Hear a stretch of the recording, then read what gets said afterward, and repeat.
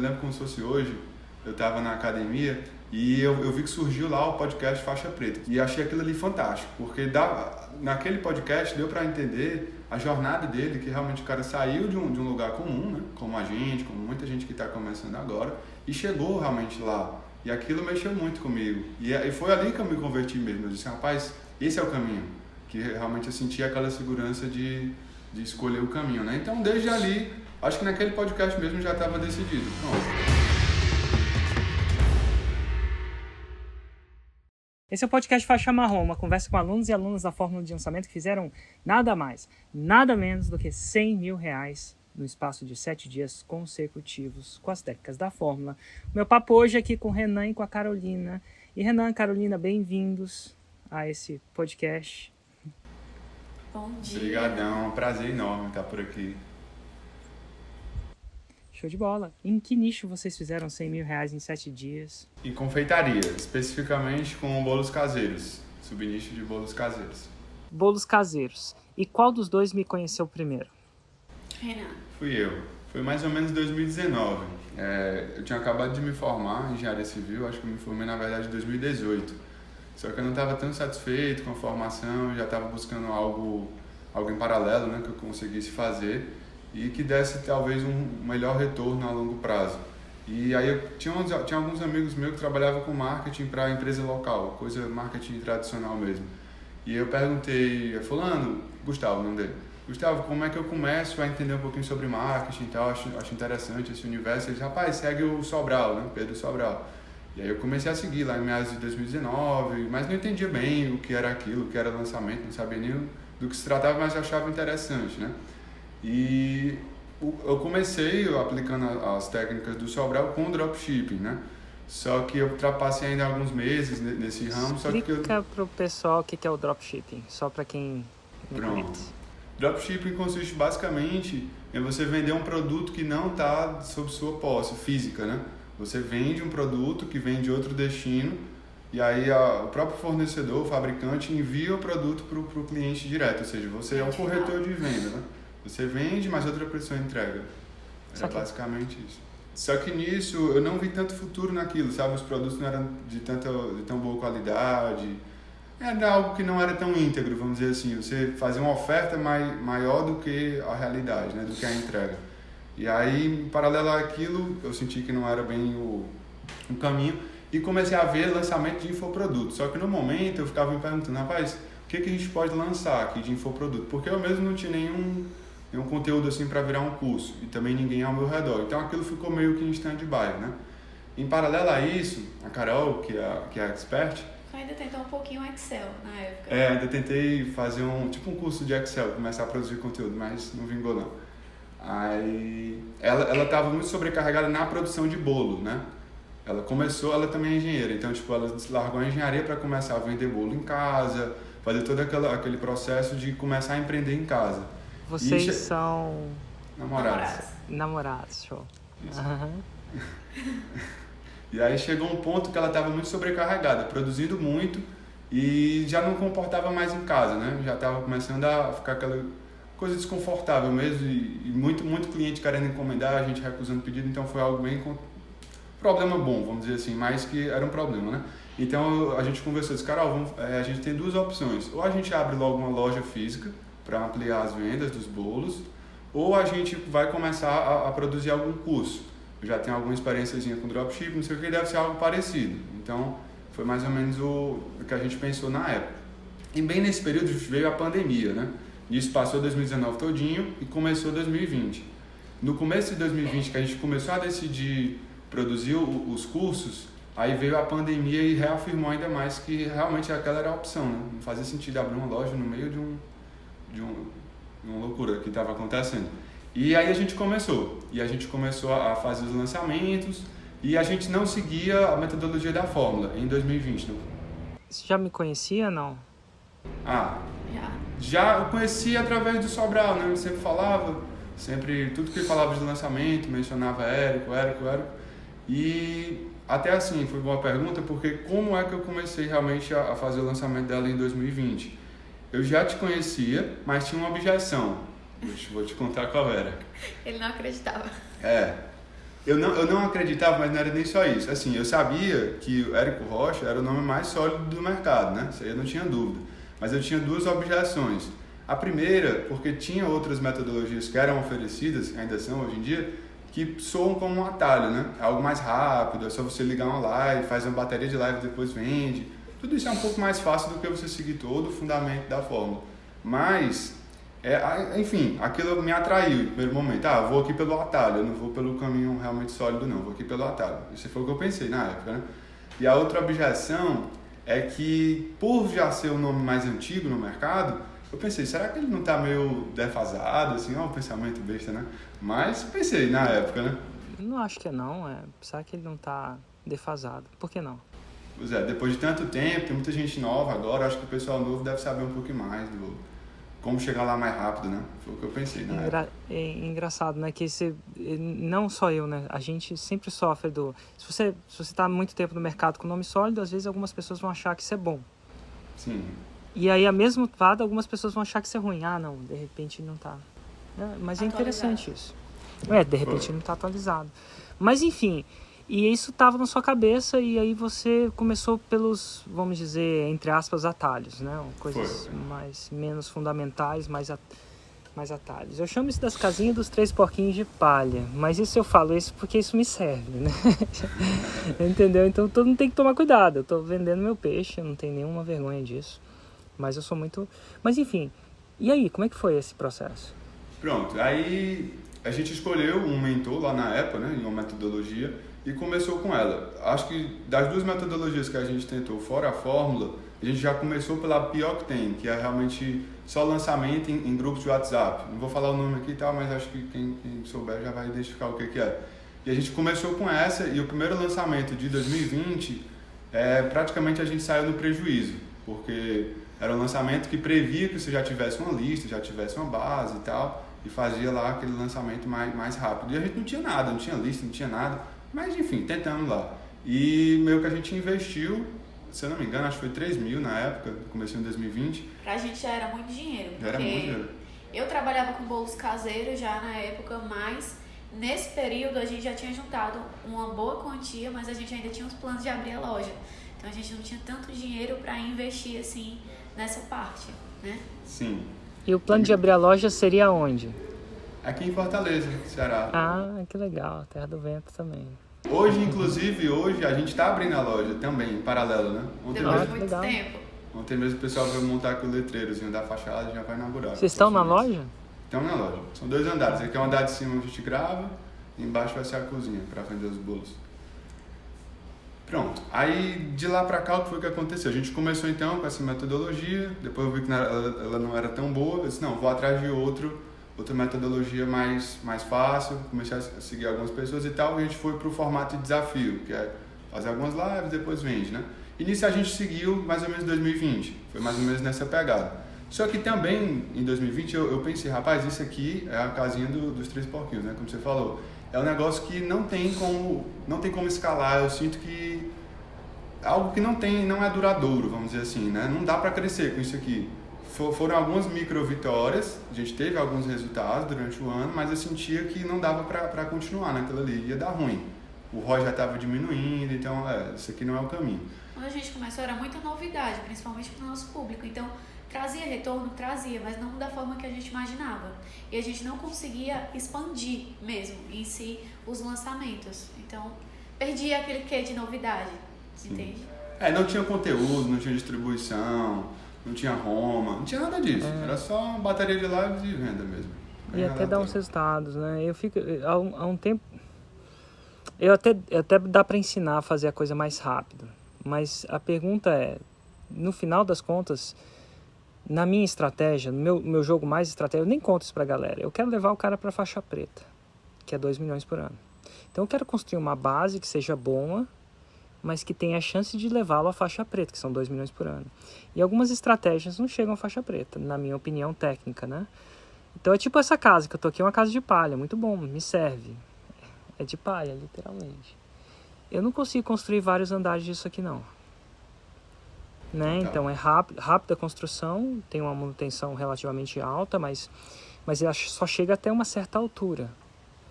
Então, se eu quero ensinar você a construir um predinho, a gente vai usar outras técnicas mais sólidas. Por exemplo, fundação, tijolo, coisa desse tipo vai tender a funcionar lá na frente, né? Num andar faz a mesma coisa, mas lá na frente faz diferença. Com certeza. E aí o problema é que isso não me ajuda na hora de vender. Porque eu vou ter que ser sincero com a pessoa. Tipo, aquilo que você falou do dropshipping, né? Não precisa, cara, depois eu vou ter que lidar com o meu cliente. Eu quero ele pro longo prazo, né? Tipo, eu não quero namorar com ele, ficar com ele e depois dar um tchau, entendeu? Eu tô querendo um cliente mais pra casar, entendeu? Então você não pode falar umas paradas que vai dar ruim no casamento, entendeu? Você, tipo, dá... então, assim... Mas foi um approach bem 2000... uma estratégia que eu dei. Eu falei assim, cara, eu só vou ensinar a casinha dos 3 porquinhos de tijolos e vai demorar e vai ser complicado, mas no final vou ter um cliente melhor lá na frente, porque ele vai chegar na faixa preta, aquela coisa toda, né? Não para na faixa preta, né? Continua escalando, né? É que eu paro de falar disso porque as pessoas piram quando eu falo já na faixa preta. Imagina quando eu falo atrás, depois da faixa preta. As pessoas já me chamam de pilantra no 6 em 7. Imagina quando eu falar 10 milhões por ano. E quando eu falar 30. Mas deixa quieto. Tudo na sua hora, né? Tudo na hora. Muita gente, eu acho que quando te conhece, acha que acaba no faixa preta, né? Realmente não traz muito desse conteúdo. O faixa preta, inclusive, é só o começo. Eu tenho pouco mais de 100, acho. Faixa preta de primeiro grau. Os últimos 2, 3 semanas da minha vida profissional foi focar em como é que eu levo eles pro segundo grau. A gente tem feito nas últimas 3 semanas, minhas reuniões só foram isso. Se Deus quiser, a próxima ano a gente está no primeiro grau, né? A gente tinha a meta de chegar ainda esse ano. Mas como a gente teve que aumentar o intervalo nesse segundo semestre por conta da loja, aí a gente acha que não vai dar. Mas ainda tem esperança, né? O jogo só termina quando o juiz apita, né? Com certeza. Mas assim, o mais legal disso tudo é ver, e a gente vai tentar mostrar aqui, é mais consistência. Não só eu quero que vocês façam 6 em 7, mas eu quero que vocês façam e aprendam a fazer, tal que vocês vão pro meu próximo passo, que é aí o meu sonho. O 6 em 7 pode ser o sonho de muitas pessoas, mas não é o meu. O meu... Sim. É o sentimento que a gente tem hoje. Eu acho que o 6 e 7 é o primeiro passo, né? Essa pulseirinha, essa segunda aqui tá quando 1000 faixas pretas. Oi. Então esse é o meu plano. Por favor. Vai dar certo. De grão em grão a galinha enche o papo. Mas assim, dito tudo isso, então eu tenho que criar se eu quero ter 1000 faixas pretas, né? Criado, ajudado, eu tenho que criar um jogo que me permite isso. Então, meu prédio é um prédio um pouco maior. Sim, com certeza. Mas, enfim, a gente fecha esse parêntese. E aí você... Mas quando é que chegou uma hora que você resolveu voltar ao... Pronto. Procurar algo mais sólido, né? Isso. Assim, o desejo já existia, né? O desejo, o sentimento de quem estava no caminho errado, isso tudo já rolava. Mas o que faltava mesmo era aquela confiança de encontrar o caminho que, não, peraí, esse é o caminho, né? Tipo, eu continuava sabendo que era que existia, continuava sabendo que era o meu líder do mercado, essa parada toda.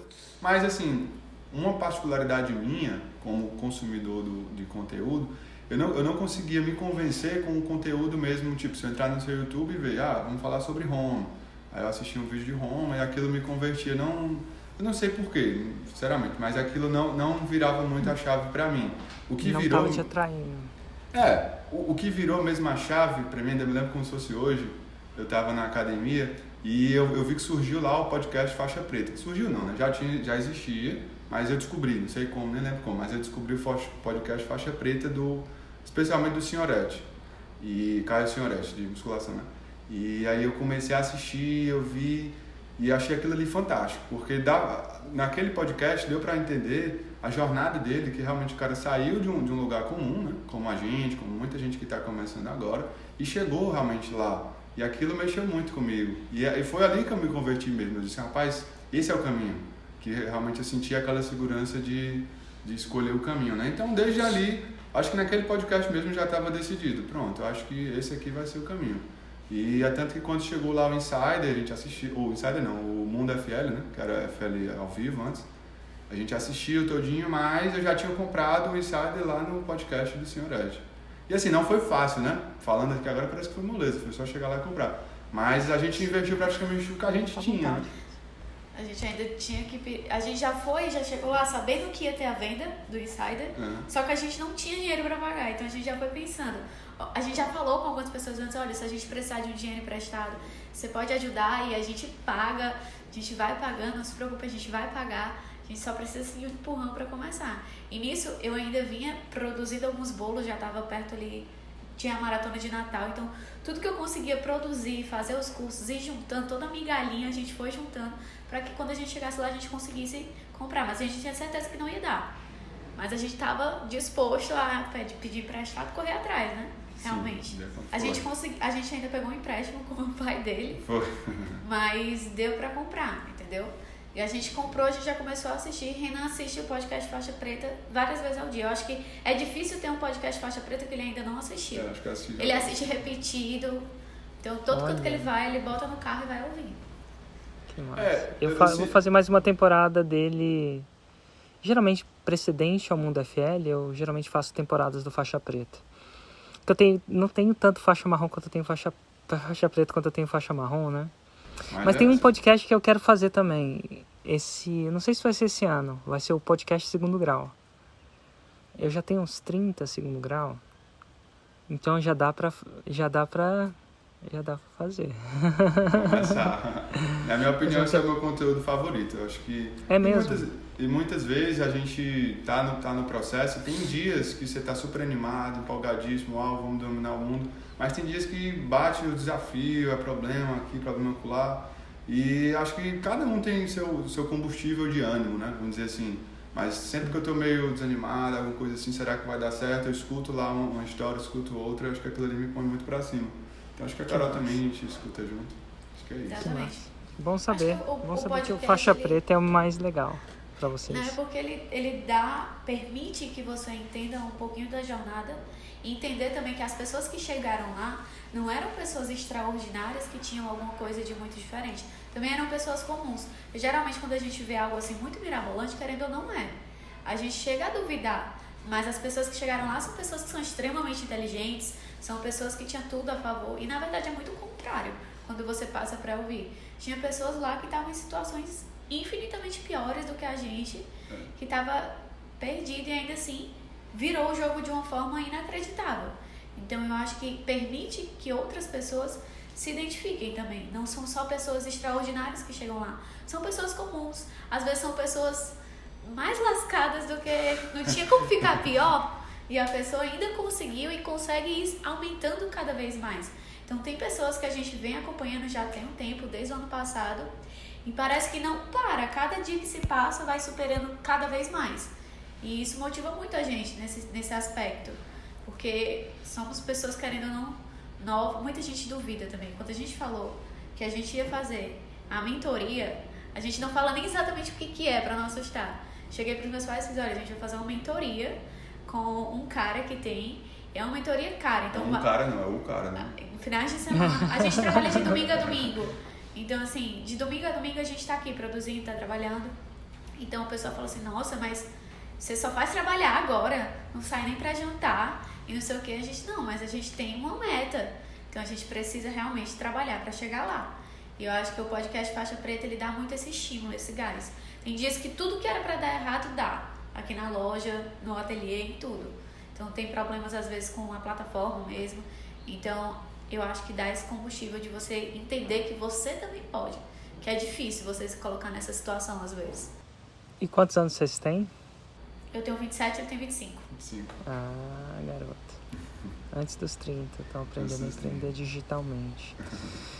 Mas então vocês juntam todos os negocinhos, pedem um empréstimo emprestado pro seu pai e entra no Insider. Sim. Engraçado, né? Que vocês já entraram no Insider de uma vez. Vocês nem passaram pela fórmula. Não. Já foram, às vezes a gente sempre imagina que o seu aluno tipicamente vai passar por uma escadinha, né? Uhum. Acho que o Insider permite você chegar mais rápido também, né? A gente já tinha essa visão de que com o Vocês Insider já estavam a gente comprados, ia alcançar né? as metas muito mais rápido do que com fórmula. E tem uma outra coisa que eu acho que é diferente de vocês, do que a maioria das pessoas é que vocês bateram a cabeça antes. Eu dei a sorte. Com certeza, com certeza. As minhas outras opções me fizeram um grande favor. Porque se você parar para perceber, primeiro que elas me introduziram a você, né? Isso é de alguma forma. Mas assim, às vezes isso joga a seu favor. É bom ele namorar com outras para dar valor. Com certeza. A gente, né? Às vezes isso acontece. Então tudo ao seu tempo. Tudo ao seu tempo. Mas aí vocês entram. Engraçado, porque aí o processo é tipo... Conta pra eles quanto vocês pagaram no Insider, só pra eles terem uma noção. A gente pagou aproximadamente 50 mil. Total. E a gente escolheu à vista, né? Fantástico. Aí você fez o financiamento com seu pai, que o juros é mais barato, né? Foi, mais barato do que... Vai ganhar um desconto. Dito tudo isso, olha que interessante. O primeiro produto que eu vendi pra vocês custou... 50 por ano. Por ano. Então, assim, engraçado como isso pode acontecer, né? Isso é bom. Total. Mas enfim, agora vocês tinham pagado 50 mil, também a expectativa estava lá em cima. Aí eu tinha que entregar. Esse é o problema de vender alguma coisa por 50 mil. Pensando que eu quero um relacionamento de longo prazo para vocês. Pensando que eu quero, mais na frente, vender um produto ainda mais caro, porém ainda melhor. Eu tenho que entregar agora, né? Assim, quando eu falo eu representando a minha equipe, minha empresa, eu tenho que entregar, porque senão você vai fazer as suas contas no final do ano. Sim, com certeza. E a entrega foi surreal, assim, acho que a gente não tem nada a reclamar da entrega, não. Mas teve um ponto que não só a gente bateu a cabeça em 2020, mas a gente ainda bate até hoje, que é o quê? Em 2020, a gente teve micro vitórias ali, a gente conseguiu lançar, querendo ou não, né? Lançou, passou o ano todinho lançando e teve algum lucro ali. E isso, querendo ou não, desenvolveu na gente um certo vício. Por quê? Porque a gente sabia o que dava um resultado, querendo ou não, e tinha uma novidade. Entre escolher o que a gente já sabe que dá resultado e uma novidade, vira e mexe, a gente estava indo para o caminho do vamos fazer isso aqui que a gente já sabe. E meio que a gente sabotou alguns fundamentos, mesmo pagando caro, por ter aquele vício de a gente já ter feito antes, de uma maneira Y, X e Z, né? E até hoje a gente ainda luta com isso. Um porto seguro. O porto seguro, exatamente. Essa é a desvantagem de eu não ter te pegado na base, né? Isso. Exatamente. Você já vem com sotaque. Com sotaque, exatamente. Exatamente. Então, você desenvolver o inglês numa pessoa com sotaque é um pouco mais desafiante às vezes. Pode ser desafiante, né? Mas, enfim. E como é que foi? Como é que foram os seus lançamentos a partir desse momento? Mesmo ainda com um pouco de sotaque. Sim. O primeiro já foi muito bom em janeiro. Deixa eu abrir aqui só os números para ter uma ideia. O primeiro já foi muito bom em janeiro. A gente já investiu praticamente 30 e voltou lá 90. Então já era bem melhor do que acontecia em 2020, né? Então a gente, Só para eu ter uma noção de quanto melhor, o que era que acontecia em 2020? Só para a gente ter uma noção. Em 2020, você falou que 90 era bem melhor do que o tipo de resultado que você tinha em 2020. Isso, em 2020, o mesmo produto, né? A gente investia menos, mas também tinha um retorno menor. A gente investia tipo 15, voltava 35, Entendi. 40... Agora você já estava com um investimento um pouco maior, mas proporcionalmente o que ficava no bolso também era bem maior. Né? Bem maior, exatamente. E a gente bateu já na trave aí do 6 em 7, né, em janeiro. E deu aquele ânimo, né? Claro. Realmente a gente acha que está no caminho. E foi basicamente isso, o primeiro passo, né? E daí a gente continuou, a gente foi seguindo Mas assim, teve alguns percalços que a gente meio que não seguiu constantemente, sempre produzindo os conteúdos, distribuindo. A gente meio que fazia o lançamento, aí apareciam alguns problemas, a gente desaparecia, dava uma dispersada. Não foi algo contínuo, o ano inteiro focado no lançamento. Teve algumas dispersões no meio do caminho, né? Acho que até hoje a gente ainda dá assim uma dançadinha na questão do conteúdo. A gente sabe já, inclusive lá nas mentorias do Insider, uma coisa que sempre falam pra gente é justamente isso. Aí agora a gente espaçou um pouco mais os lançamentos para ter uma organização melhor nesse ponto, que pra gente é um dos pontos que a gente tem mais dificuldade. Entende? Tá todo mundo começando, né? Se reinventar. Sim. Eu nunca pensei assim em dar aula de bolos caseiros, então Também tive que aprender muito a lidar e a ter uma comunicação melhor com as outras pessoas, porque elas conseguissem entender e reproduzir, né? O conteúdo, ele gera um esforço, principalmente no começo, quando não é automático. Tudo que não é automático é mais difícil. Andar de bicicleta, quando não é automático, é mais difícil. Dirigir carro, quando isso não é automático, você fica com ansiedade nisso. 10 minutos é mais complicado. E quando eu ensino na base, eu já ensino produção de conteúdo. Apesar de eu saber como é que faz o resultado sem produção de conteúdo, olha só, eu sei ensinar isso também. Até já ensinei. Se eu faço isso, eu tenho um problema com o aluno lá na frente. É o mesmo problema que eu tenho hoje. Ele acostuma ganhar um certo dinheiro sem ter feito aquilo. Isso, exatamente. E aí, depois eu tenho que reeducar. Aí, só que ele bate no teto. E aí, a solução do teto é a criação da base, a criação da base da audiência. E aí eu tenho muita dificuldade de fazer ele voltar aquilo porque ele está viciado naquele resultado sem a base, com menos esforço. Então, quando eu pego na fórmula, eu já não ensino mais, porque para não ter trabalho lá na frente. Então, eu entendo isso. É o clássico, a pessoa que já tem Isso é em qualquer lugar, né? Quem já tem um empreguinho, já paga as contas com o emprego, é difícil de queimar a ponte, fazer a coisa de... Né? Bem mais.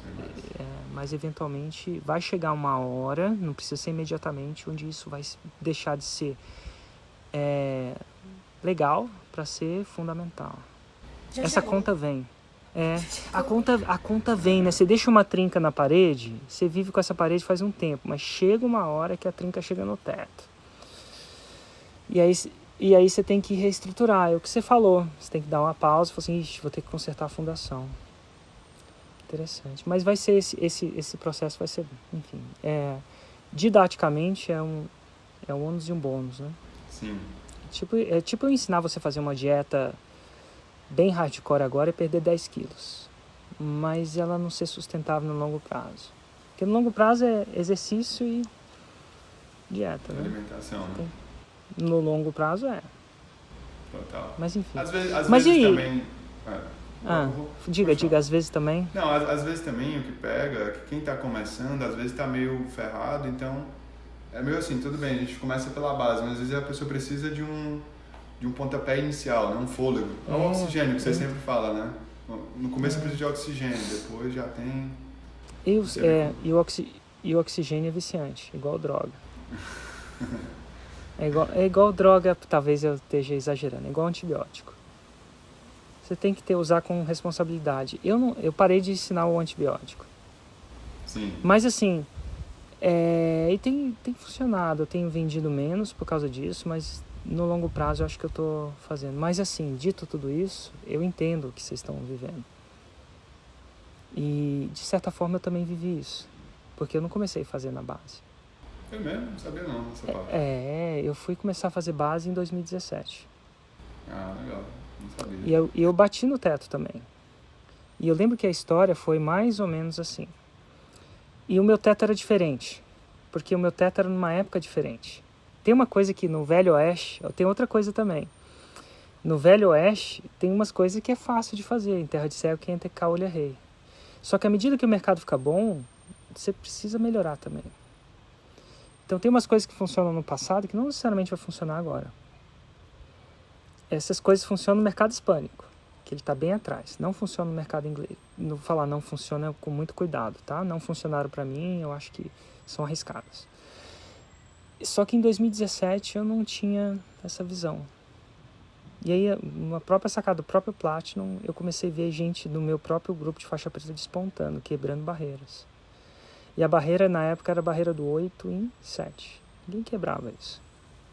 Até que uma pessoa quebrou. Na verdade, o irmão do Pedro, o Mário. E na época ele gravou um áudio famigerado que chama Real de 2017. Se você digitar Real de 2017 no meu blog, você vai ver o áudio. Legal, vou pesquisar.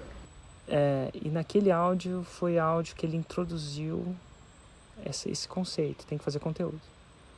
E ele falou o seguinte, quem fizer isso agora vai demorar. Ele falou isso. Você faz isso em 2017 e 2018. Em 2019 a coisa vai acontecendo. Olha que interessante a visão. Né? A longo prazo, né? E eu acho que 2 ou 3 pessoas compraram a ideia. Eu fui uma delas. E hoje em dia por eu ensinar isso na base ali, né, de focar nisso, acho que ninguém duvida mais. Mas foi isso, e aconteceu exatamente em 2019, demorou 2 anos. Assim, para eu começar a ter essa... E aí foi uma nova era, né? De lá pra cá, tudo veio melhorando. De lá pra cá, eu nunca parei de crescer ainda. Nem vai. Então, assim, eventualmente... mas é muito louco, né? Bem sustentável. Minha casinha tá bem de tijolo.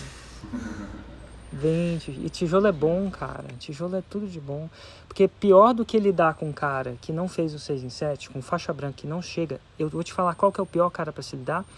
É o cara que fez o 6 em 7 e agora não consegue fazer mais. Aí ele começa a falar coisas na internet do tipo: lançamento não funciona mais. Sim, tá saturado, né? Ah, tá saturado. Eu falei, quero ver ele falar tá saturado agora, eu entrevistando uma pessoa por dia com a casinha de tijolo. Tá saturado? Será que tá tão saturado assim? Em bolo, inclusive, que também todo mundo fala que tá... Tem tanta gente falando, tô vendo aqui, tô entrevistando uma pessoa que tá super saturado, inclusive, entendeu? Então eu vou com um exemplo mostrando que não. E assim, eu podia fazer 3 exemplos por dia, mas eu também tenho vida. Não, com certeza.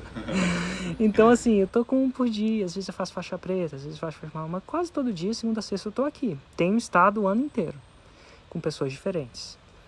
Então assim, para mostrar para as pessoas a saturação. Inclusive, falando de vida, o sonho dela é começar a velejar. Eu já velejava, morava na praia, né? Sério? Faz 3 anos que ele me enrola. Não, vou desenrolar não, vai dar certo. É assim, ó. Eu vou te falar, agosto olha... é período de vento aqui em Fortaleza. Não, em julho você começa. Aí vai. Que massa. Vocês estão no melhor lugar do mundo pra fazer isso, né? Pra velejar. Ele Morava veleja. pertinho do Cumbuco ali, né? Já foi do Cumbuco, não? Já fui. O Cumbuco, pra mim, ele é muito crowdado. Ah, muita gente mesmo. Tem Então, muita assim, gente, né? tendo a possibilidade... Gente, quem é fã do Cumbuco, nada de errado, tá? Mas tendo a possibilidade, eu baixaria um pouquinho mais. Porque você sai do crowd completo. Sim. Do crowd, da multidão, né? Então, eu iria pra um Guajiru, Flecheiras. A gente tava lá essa uma semana. Você não precisa nem descer até aqui o Preá. O Preá, pra mim, é o melhor lugar do mundo pra isso. E eu falo isso, melhor lugar do mundo, porque todo ano eu vou do Cumbuco a Fortaleza, do Cumbuco a Tins. Então eu vejo tudo, sabe? Não fica em todo lugar, mas a gente faz um downwindzão. Um dia, quem sabe, a gente não faz junto, hein? Pronto, Vai aí. mostrando. Aí, Vou ó. cortar minha pulseirinha com a quilha do kite, eu já falei pra ele. Vai cortar a pulseirinha com aquele do kite, hein? Olha, difícil, viu, inclusive. É possível, mas é Você vai ter que dar uma... É possível. Mas é Não, possível, mas vai ser fácil não, a tequilha do kite. Tá um pouquinho usado que uma pedra pegou aqui, ó. Mas enfim, que legal, cara. Vão sim, eu acho que o kite foi pra mim uma das melhores coisas que eu aprendi nos últimos anos. Sou viciado. Hoje eu vou fazer um downwindzinho melhor. Muito bom, natureza, vento. Você já parou pra pensar de sair de Fortaleza, ver o estado do Ceará quase que inteiro, né? Uma parte dele pela água. É, sem igual. Quando você tá lá em alto mar, que vem a praia, né? É algo sem... E tipo, você dançando com o vento. Porque você dança com ele, né? Você não pode nem ir muito contra, nem muito a favor, é uma dança. Faz um tempinho que eu parei de ir, mas da última vez que eu fui, eu vi um golfinho. Aí eu fiquei morrendo de medo. Ele achou que era um tubarão. Achei que era um tubarão. Não faz diferença. Eu nunca vi um tubarão, mas Ainda bem, nunca vi falar alguém que foi atacado por um tubarão no kite. E se foi, eles não contaram pros turistas, né? Eles se enterraram. Mas tartaruga tem muita. Tem que tomar cuidado até para não bater nelas. Às vezes elas vêm curiosas em cima de você. Legal. Tartaruga eu nunca vi, não. Só vi o golfinho mesmo. Tartaruga. Mas enfim, deixa eu perguntar. Então vocês fizeram 90 mil no seu primeiro lançamento. Aí vocês devem ter ido pro segundo. Como é que foi o segundo desse ano de 2021? O segundo não foi bom porque a gente estava desorganizado e a gente fez um semente. Aliás, foi bom, mas... Não foi ruim. foi uma falhazinha nossa. Mas a gente foi para um semente de outro produto, né? A gente investiu mais ou menos 3 mil e voltou 15. Cara, não foi bom, sim, não foi ruim não, mas teve essa... Mas ainda não tá no nível de expectativa que você queria. Aí você foi pro terceiro. E aí, Aí no terceiro deu melhor, em março. Aí a gente se preparou, começou a organizar o que estava faltando. Daí a gente já faturou quase 155 mil. em março. Agora vocês estão falando de um 6 em 7 de adulto. Com folga, né? Sem trave, sem nada. Olha que legal. E esse foi o único 6 em 7 que vocês fizeram? Não, a gente já fez 3. Aí de lá pra cá vem continuando. Aí, isso foi em março, né? Aí em maio, 6 em 7, 120 mil. E agora nesse último, de agosto, foi 130 mil. Show de bola. Então tá estabelecido, não é sorte. Não é sorte, mas Não é precisa sorte. escalar. Mas a gente sabe que não aumentou tanto por conta do conteúdo e por conta da desorganização. E é muito bom quando você sabe e tem clareza, né? Sim. Pô, dá uma paz de espírito, porque o que dá uma paz de espírito é quando você não sabe pra onde ir. Aquela insegurança, né? E outra coisa é você ver pra onde ir pra alguém que foi, né? De verdade, muitas vezes. Então é diferente de alguém que acha, que teoriza. Os faixa preta, assim, eu como eles, estamos no campo de batalha todo dia. Inclusive hoje. Total. Então a gente não saiu, né? A gente não somos teóricos de lançamento, não. Pelo contrário. Vivemos isso todo dia há um tempo. Há um tempinho. Já passamos por todos os velejos. Que massa! Agora tendo chegado à consistência, a nossa casinha dos 3 porquinhos de tijolos, né? Vamos dizer assim, nessa metáfora. Que dica que você daria para um faixa branca que está começando agora? A dica, eu acho que mais importante pra gente, o faixa branca que tem um mapa, no caso aqui o assunto seria a fórmula, né? Que tem a fórmula que realmente siga a fórmula, cada passo dela. Por mais que você tenha pressa, preciso de dinheiro urgente, dá um tempinho, segura a onda, mas segue a fórmula, que é o caminho mais sustentável que existe e é o que funciona, né? Não adianta querer fazer alguma coisa mais rápida, pegar um atalho, que vai quebrar a cara mais cedo ou mais tarde. E a questão da estabilidade Eventualmente do vem a conteúdo. conta. Eu acho que o conteúdo é o que solidifica, né, o lançamento. Tanto que é o que a gente enxerga que tem embaçado um pouco na nossa situação. Acho que a questão da produção... Principalmente quando a gente era faixa branca, a gente tinha muito essa mania de faz o conteúdo, faz o lançamento, aí deu bom e some. Para, aí tá perto do lançamento, volta. Aí isso também detona, né? Faz o conteúdo, faz o lançamento só. É que nem aquela que faz a dieta, faz os exercícios, aí vai pro casamento, casa, depois vaza da dieta, né? Vaza do exercício. Aí o que acontece? Aí tem que daqui a pouco retomar novamente, né? Eventualmente a consistência vai levar no longo prazo. Que massa. Tipo, agora a gente tá com a missão de fazer raiz, bem dizer, todo dia. Tanto pra editora da gente ter mais conteúdo pra ela ir editando, quanto pra gente conseguir alimentar. Então a gente tá tentando agora fazer raiz todo dia. Já tem raiz. A gente vai fazer já hoje à tarde. O fato de você ter o ateliê vai te ajudar, né?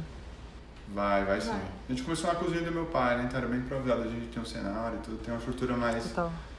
E vamos fazer propaganda aí dessa loja, de onde ela é, pra quem quer conhecer vocês ou a loja de vocês. É aqui na Aldeota, Barão de Estudas com Costa Barros. Ela ainda não abriu, vai abrir agora em outubro, dia 16 de outubro, nossa inauguração. A gente vem trabalhando na loja, na verdade, desde o finalzinho do ano passado, uma reforma bem demorada. O pessoal, Carol, meu Deus, a loja não vai sair, porque eu dei uma parada na produção, mas justamente para conseguir conciliar os dois. Não é fácil, mas a gente está tentando. Também a loja vem muito com a pegada pra gente. A fachadinha, como ficou legal. Não sei se dá pra ver. A fachada. Dá pra ter uma noção. Nossa, bem bonito mesmo, tem até um banquinho na frente. Legal, né? Muito bom. E assim, a gente, agora eu diria, a gente só conseguiu também por causa dos lançamentos. Acho que... Pra viabilizar o investimento. O que realmente a gente conseguiu botar essa reforma pra frente do jeito que a gente queria, os lançamentos viabilizaram total. Acho que a gente mudou de vida mesmo com lançamentos. Tanto sonho, eu acho que antes de... E a loja vai facilitar a produção de conteúdo para vocês vão ter um espaço para isso e tal. A gente e vão pensou estar nisso no campo de batalha, né?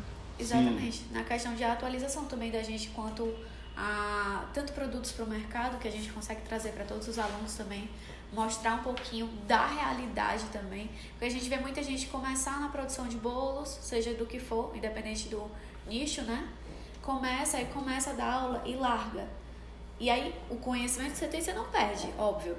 Se vocês parassem de fazer conteúdo agora, o seu conhecimento permaneceria. Mas o que acontece? Quando a gente consegue vincular e trazer isso, a gente se mantém atualizado e consegue trazer uma nova visão para os alunos também. Então, o nosso foco para a loja é justamente ter mais atualização no mercado também. Não deixar morrer. Para fortalecer o curso, né? Também, acho que é isso. Total. E que massa. Uma curiosidade é... deixa eu perguntar antes da curiosidade, como é que o pessoal te encontra no Instagram, caso eles queiram te encontrar, aprender a fazer as paradas do bolo?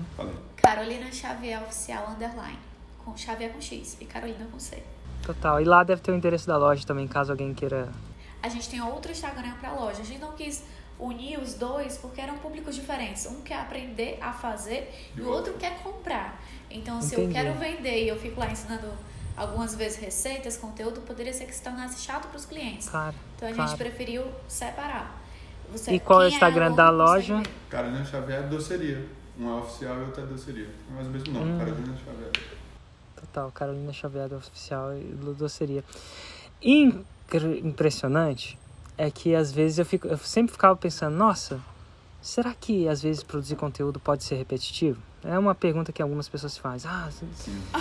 Mas hoje a gente se faz todo dia. Cara, e eu vou dar... Será, mas espera, isso não tá repetitivo? E eu vou te falar o seguinte, se eu tivesse pensado nisso, talvez eu não teria entrevistado o Caio. Sim, porque já tinha feito outro entrevista parecido? Outro? Eu já fiz 50. E vai saber porque foi o Caio, entendeu? E vai saber se você tivesse assistido outro. Tem gente que vai se identificar com vocês, tem gente que vai se identificar com outro, tem gente que vai começar a escutar, nossa, vou seguir a fórmula porque vocês falaram, tem gente com outro. A gente subestima isso, né? E já pensou se eu não tivesse entrevistado o Caio? Talvez, e assim a gente nunca sabe, né? Talvez você não teria visto aquela entrevista, não teria, sei lá, não entrado no Insider e hoje não estaria com faturamento de, se não me engano, 3, 6 inserts. Sim.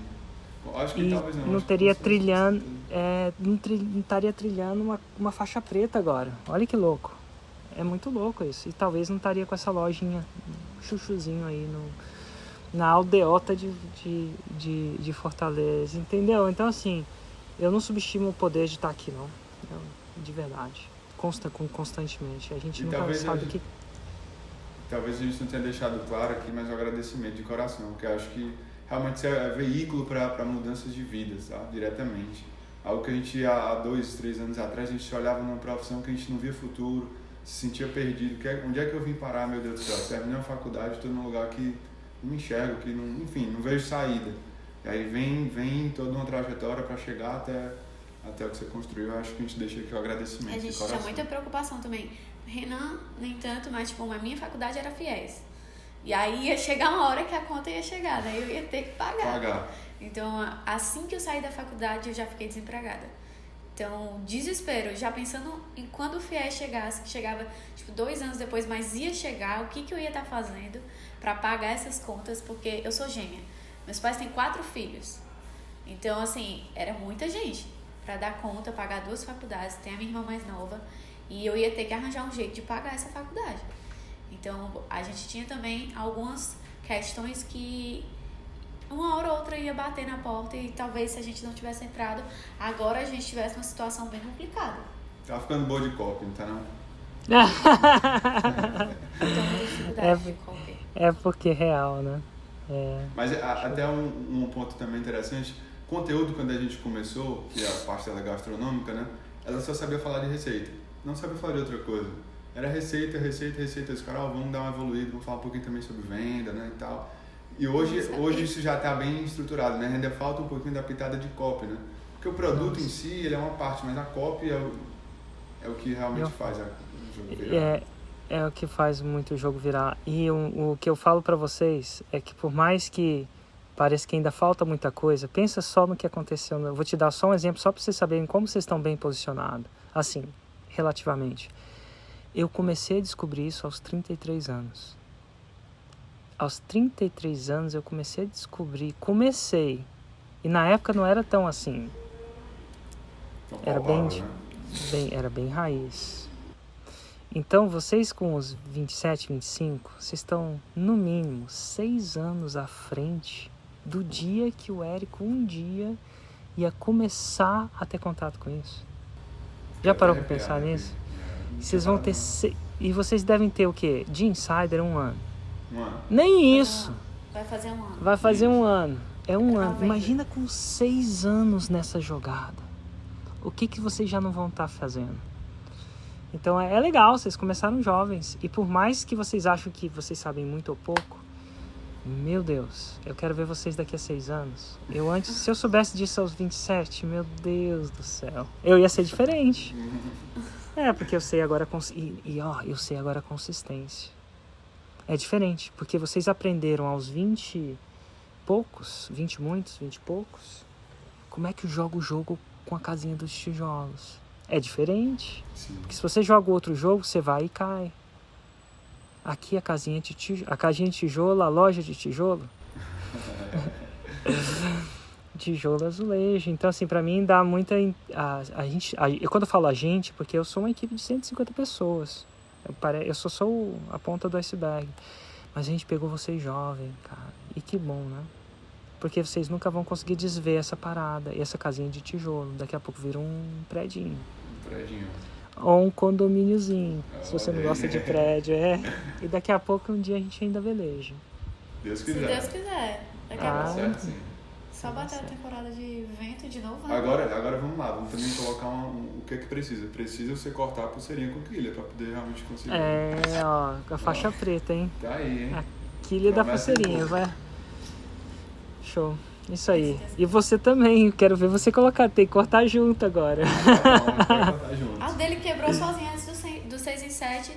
Foi 2 dias. Mas era um pressentimento ali, eu acho. A pulseira Mas quebrou. dele torrou.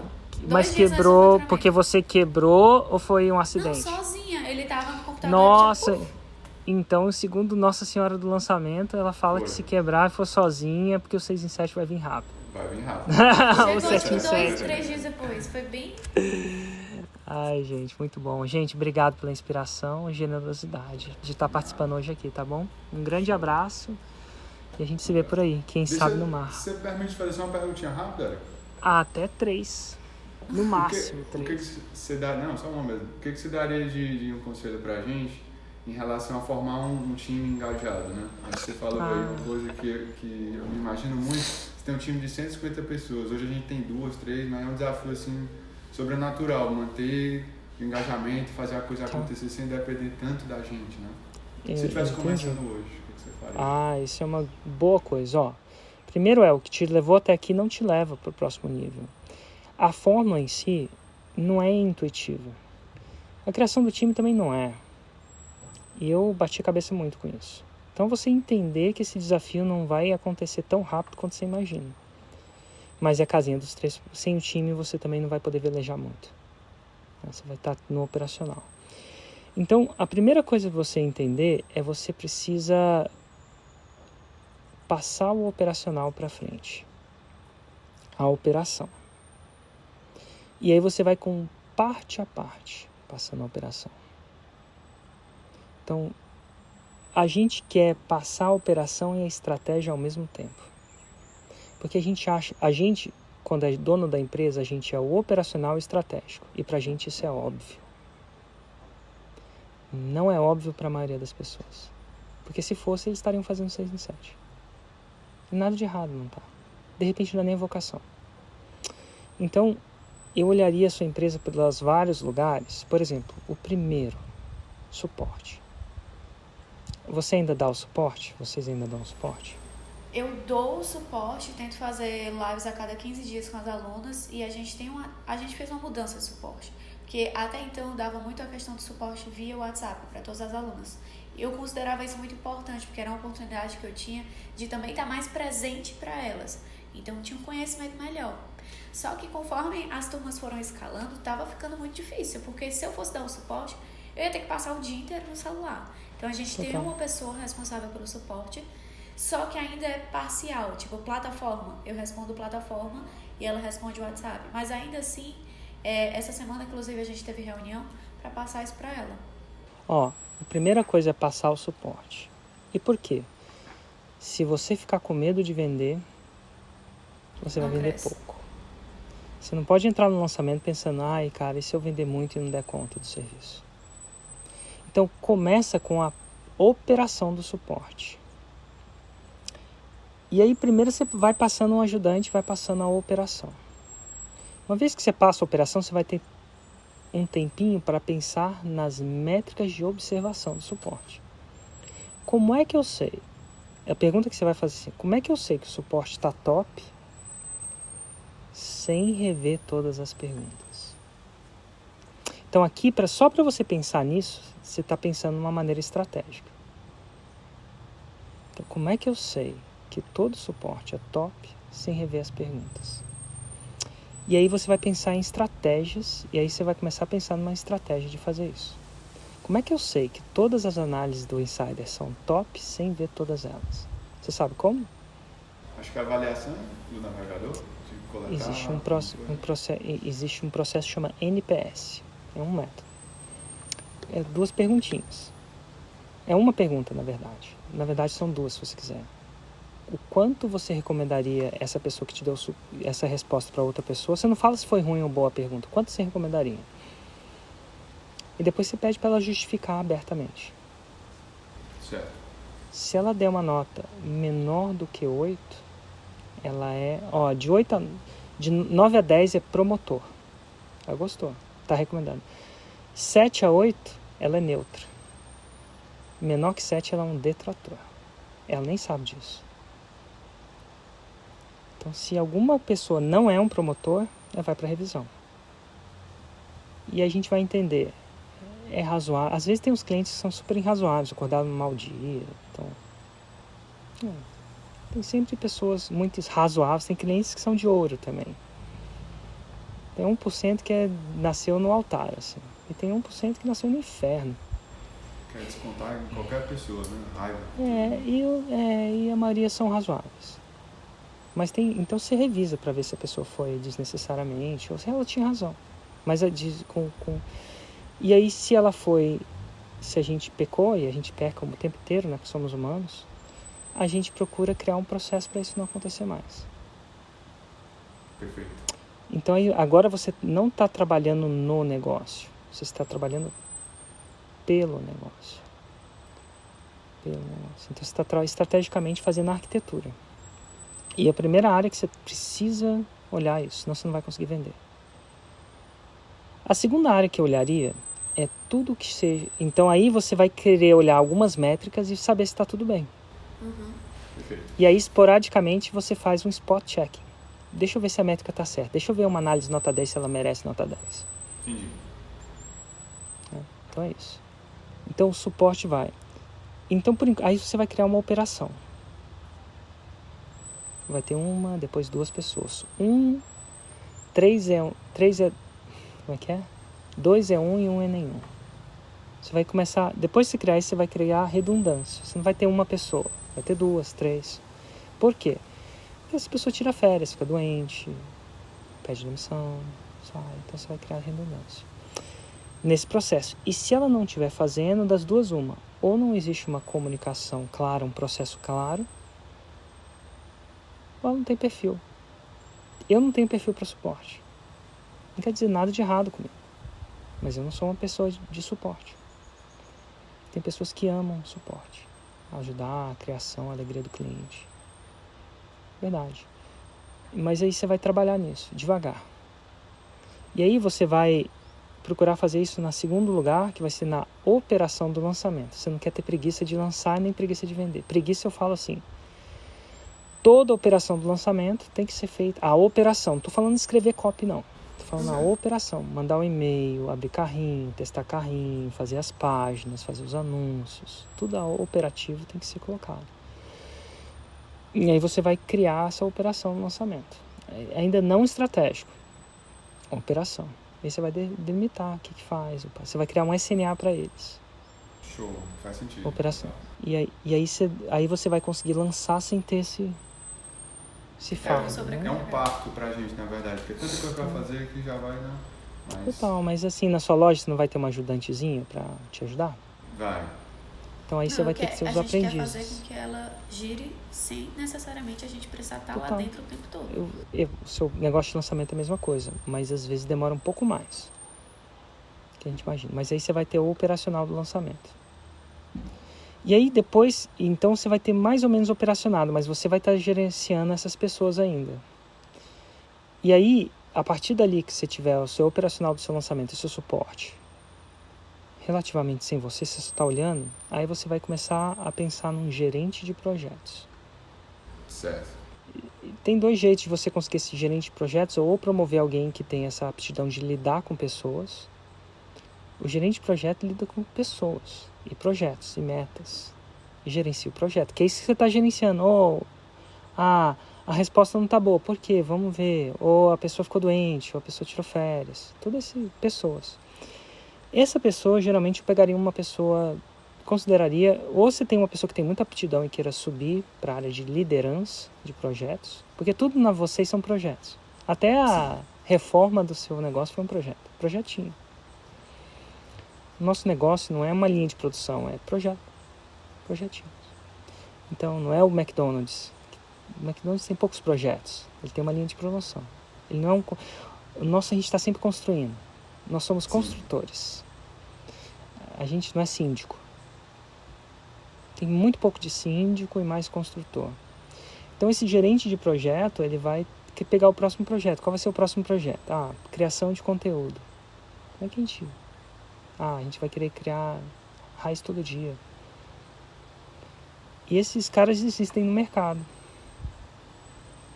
Eles não precisam nem saber de bolo nem lançamento. Mas se eles forem uma pessoa mais ou menos, ele faz a forma de lançamento, ele consegue... O gerente de projeto, ele vai começar, e não deve ser um consultor, não. Ele vai começar mapeando todos os processos. Um gerente de projeto vai pegar, esse é o meu lançamento, estuda aí, daqui a pouco ele mapeia e cria a planilha do lançamento. Faz sentido.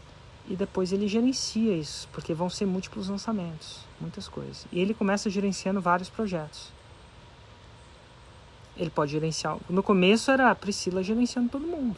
Ela gerencia o suporte, ela gerencia a tecnologia, a gente tem tecnologia e tal. Gerencia eventos, a gente tem eventos. Nem todo mundo tem, mas a gente tem. Financeiro. Gerenciava tudo. E ela, depois de um tempo, a empresa foi crescendo, ela falou assim, agora Priscila, você tem que contratar ou formar outros gerentes. Hoje a gente tem um gerente financeiro, um gerente de tráfego, um gerente de conteúdo, um gerente de eventos. Então foi crescendo assim. Show.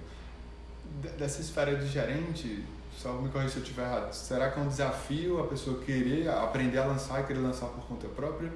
Porque, querendo ou não, sempre o que ela vai receber da gente, seja participação, seja o que for, tende a ser inferior dela lançar sozinha, né? Primeiro que participação não vai parar ela de fazer isso. Pergunta como é que eu sei disso.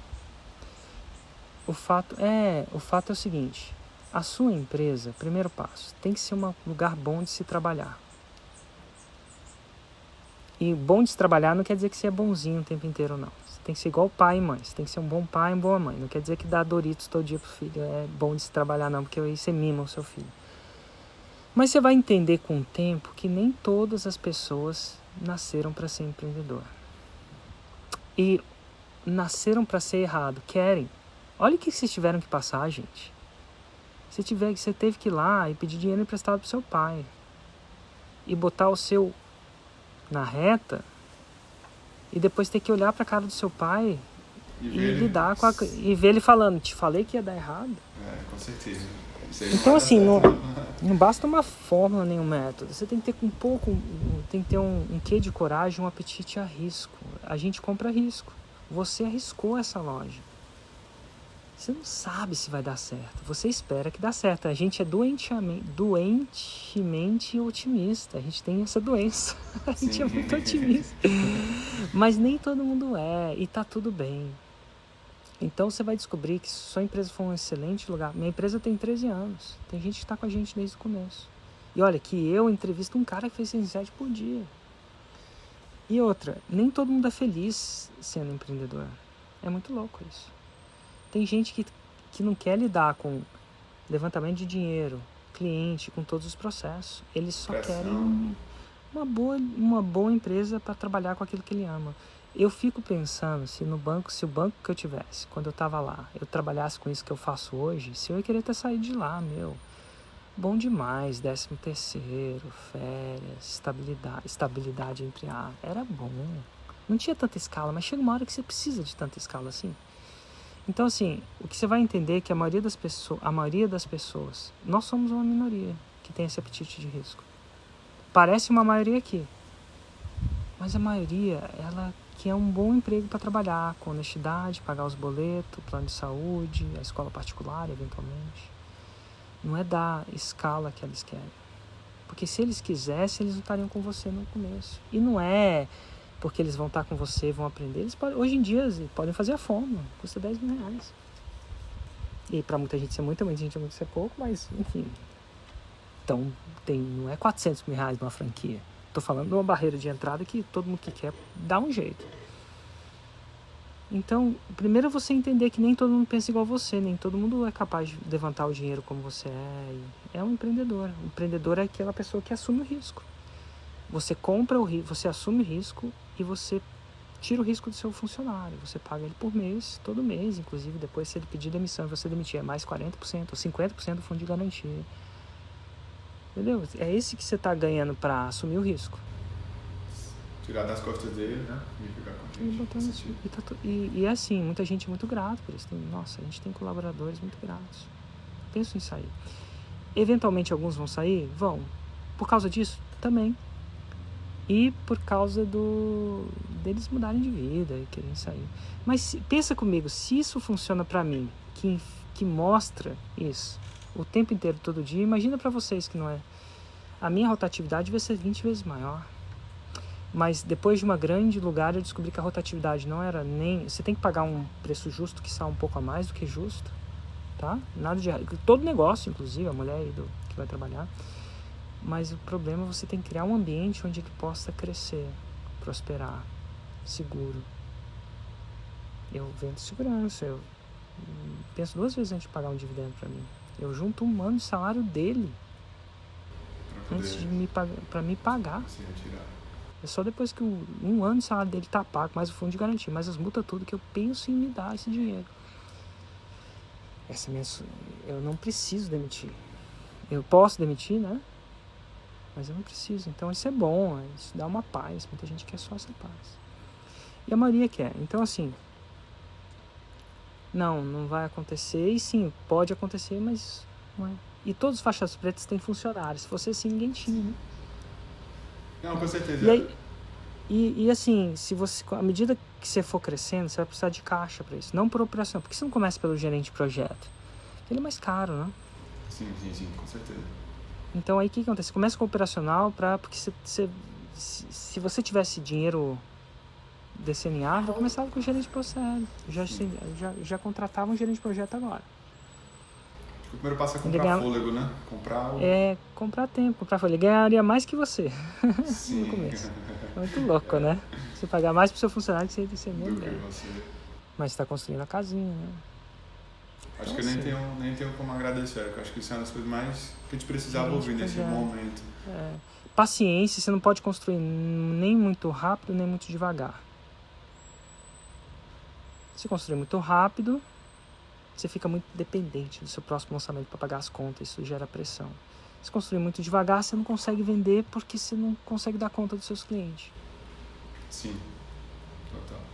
Mas eventualmente, mas no começo você vai tender, só fechando o raciocínio, você vai tender a estar mais no estratégico e menos no operacional. Tal que hoje eu dou uma ideia para a Priscila, que é minha gerente, né, diretora operacional de resultados, ela operacionaliza tudo. Eu falo, se ela entender a palavra errada, ela entende tudo. Se ela comprar a ideia, Érico, dá para fazer, eu vou velejar e é feito. É verdade. Não. Só que aí você vai passar a ser o CEO, aquele que dá a visão. Eu tenho que dar visão e ter coragem, porque eu ainda tenho... Eu tenho que ter coragem, eu tenho que passar a visão, a gente vai atrás desse projeto, essa vai ser a estratégia. E é isso que a gente vai gastar. Ela pode gastar? Pode. E aí ela vai. Tipo, você vai construir a casa. Arriscaria dizer que lançar é fácil, mas essa parte de montar uma empresa que realmente se autogerencie, acho que esse é o maior desafio, pelo menos pra gente aqui. Que é o que eu mais te admiro, de verdade. É ver você aí e todo o negócio rodando, é muito lindo isso. É muito bom, né? E ao mesmo tempo, eu dou uma dica, é só você ter paciência. E cara, você tá começando 6 anos antes. Eu demorei pra estar aqui 7 anos. Total. Se eu começar de novo, agora eu já sei. Sim. É tipo 6 em 7, entendeu? Mas eu demorei 7 anos. Eu lembro que eu falei, vou voltar no Brasil para construir uma equipe. Em 2 anos a equipe está formada. 4 anos ela não está formada ainda. Que ilusão, né? Né? Tipo, eu era faixa branca mesmo. Eu superestimei. O que é isso? Aí o cara, mas eu sei, eu sou doutor de equipe. Mas às vezes não é só isso. Você tem que saber isso com o recurso que você tem. É diferente. Então é muito legal. E sem risco, né, desnecessário. Mas geralmente é isso. Aí, esse gerente de projeto, uma dessas gerentes vai começar a gerenciar todos os projetos. Ela vai começar a ser o seu braço direito. Ela vai tender a contratar outros gerentes. Sim. Uma delas vai ser equipe, né? E a Priscila ama operacionalizar. Ela não consegue nem tirar férias tanto tempo assim, eu acho. Tem um tempo que ela ficou grávida e ela ficou mais tempo fora. Cara, Ficou querendo já voltar, né? meu Deus. Bem assim. Ela falou assim, Érico, pelo amor de Deus, me tira não, eu vou voltar. Ela ficava o tempo todo falando, vou voltar, Érico. Porque você nunca sabe, né?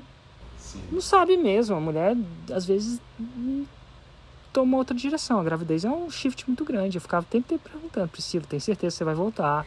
Se não for voltar, você me avisa. Me abandona, Não, é sério, não, ela não abandona. Não, ou então, eu quero bem da Priscila, não quero prisão. Mas, pô, me dá um heads up aí. Ela, pelo amor de Deus, Érico, segura as pontas que eu tô voltando. Tô voltando. Tipo assim, ela adora fazer isso. Ela ama fazer isso. Maravilha. E é legal saber que você também passa alguns friozinhos na barriga, né? Às vezes a gente vê uma pessoa que chegou lá e acha que...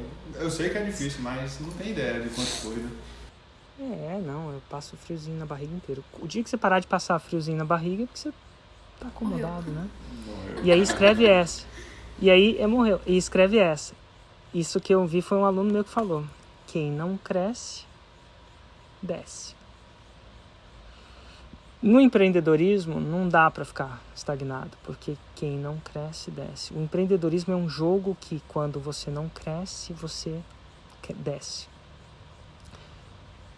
A conta vem. Então o empreendedor tem que procurar crescer, senão ele está decrescendo. A crescimento não é nenhuma ambição, é uma defesa. É muito louco, né? Um jogo, eu entendi isso bem cedo. Aquelas pessoas que estagnaram, de repente vem um sopro e puf, foi. E vai embora, cara. Quem não cresce, desce. Ou você tá crescendo, ou você tá... na saúde é you're getting fitter or fatter. Ou você tá ficando mais condicionado, ou você tá engordando. Não tem essa de tô estável na vida do... Eu acho que é isso. Ou você tá indo nessa direção, naquela. Estabilidade não existe. Clássico Flávio Augusto, né? Estabilidade não existe. Isso aí. Ajudou ou confundiu? Gratidão demais. Não, né? ajudou bastante. Se você visse aqui o estado da mesa... Escrevi tudo aqui na mesa. Que ele anotou aqui agora. O estado da mesa é o melhor. Um abraço, gente. Vocês são inspiração. Tchau, tchau. Obrigadão, um abraço.